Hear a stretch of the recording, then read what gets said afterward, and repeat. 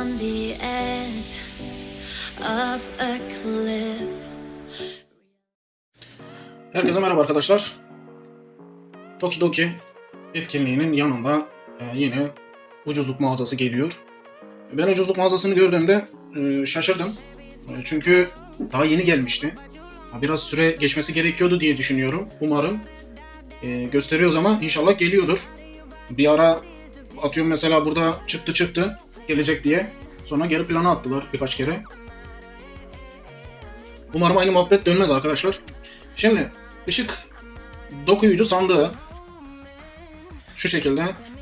Ne demiş? 6.800 mücevher istemiş. Günlük satın alımı 8 taneyle sınırlı. Şampiyon taşı 12k mücevher istemiş.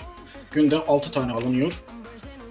Yıldız taşı sandığı 30k mücevher demiş. Bu arada 3 günlük bir süresi var arkadaşlar. 3 gün alabiliyorsunuz. Dediğim gibi yıldız taşı sandığı rastgele veriyor. Anlaşma sandığı 4x olarak veriyor. Şu şekilde 12k mücevhere. Köz sandığı 4x veriyor. 8k mücevhere. Bonapeti anlaşması var. 4x. Şöyle 12k mücevhere. Bozuk kan ay kredi. Buz kanat kalbi 2x. Dur şunların ikisini söyleyeyim. Bozuk kan ay kredi. Bunlar 3.600 mücevher. Buz kanat kalbi 2x demiş. 6k mücevher. Çürütücü zehir 2.800 mücevher demiş. Gargantua gözü 2.800 mücevher. Kan emici 2x. Parlak göz 2x 6k mücevher. Ya burada küsuratları koyarak ne yapıyor arkadaş? 3x 3k yap. Atıyorum mesela 4k yap, 3k yap. Yıldız taş yılansı ejder. Yılansı ejder taşı 3x. Şöyle göstereyim arkadaşlar. Menzil saldırı desteği, menzil savunma desteği veriyor. 10k 800 mücevhere. Azrail taşı 3x. 7.5k mücevhere. Kurt sürüsü mührü 3x. 7.800 mücevhere. Yıldız taşı sürpriz sandığı 3. Arkadaşlar bu 3. Dikkat edin. Eğer ki bunlardan ekipmanınız yoksa dikkat edin, bundan almayın. 10.5k mücevher. 35x veriyor. Keşke bunu tümü olarak verseydi. Kale yıldız parşömeni 10x. 5k mücevhere. Ve TP iksir 10x demiş. 7k mücevhere. Şimdi arkadaşlar baktığımız zaman şöyle hepsini gösterdik. Tamam. Artık buradan ne yapabilirsiniz, ne alabilirsiniz diye 2 dakika değerlendirmesini yapalım. Arkadaşlar eğer ki bir şeye dediğim gibi adapte olduğunuzda, her gelişinde aldığınızda bunu bile alsanız, oyunun başından beri bunu alan birileri olsaydı bence şu an 11K'sı mavi ya da mordu. Olabilir yani. Çünkü yine arada düşüyor. Şimdi tamam biraz pahalı.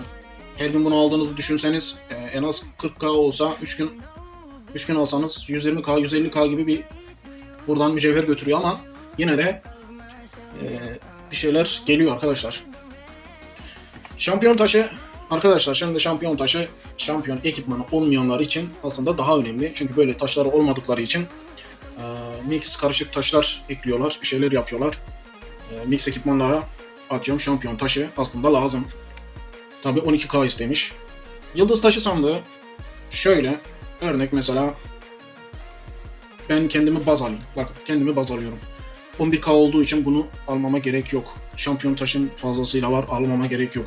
Diğerleri aynı şekilde gerek yok. Örnek mesela bana denk geldiğinde ben sadece alabileceğim şey şu kalıyor. Yıldız taşı sandığı. Anca bunu alabiliyorum.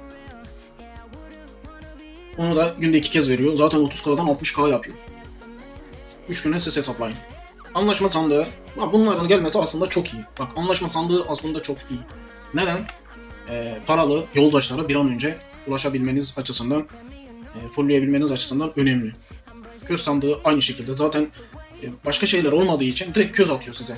Rengi önemli olabilir ama olsun. Ne verirse kârdır. Bak burada da direkt paralı yoldaşı Bonapeti'yi vermiş. 4x olarak.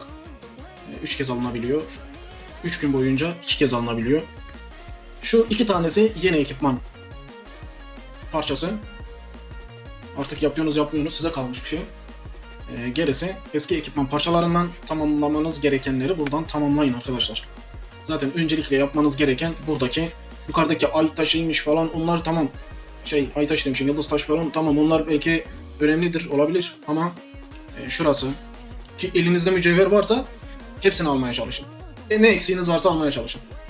Burası, bunlar eksiğinizi bu şekilde kapatın. Bak bu saldırı veriyor. Bu da olsun. CP veriyor. Yoksa bile alın. Kurt sürüsü mührü. Bu hisarlarda lazım arkadaşlar. Hisarlarda kaptanlara kurt sürüsü mührü gönderiyorsunuz. Onun için lazım. Belli bir aşamayı geçtiyseniz bunlara yönelin. Kurt sürüsü mührü önemlidir. Üst hisar savaşları yapıyorsanız çok önemli. Şunu daha yeni söyledim. Bu arkadaşlar tüm olsaydı derdim ki bundan alabilirsiniz ama bu yeni ekipmanlarla alakalı olduğu için eğer elinizde yoksa metik olarak şu anlık gerek duymayın.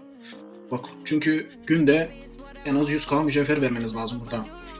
İhtiyacı olan buradan öyle veriyor. Kale yıldız parşömeni, bu da artık kalesini yıldızlamak amacıyla. Örnek bundan ben de alıyorum. Bundan ben de alıyorum. Yukarıdaki yıldız taşından kale yıldız parşömeninden bu kadar. Böyle arkadaşlar.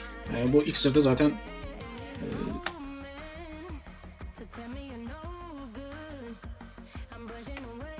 şimdi şöyle baktık, değerlendirdik.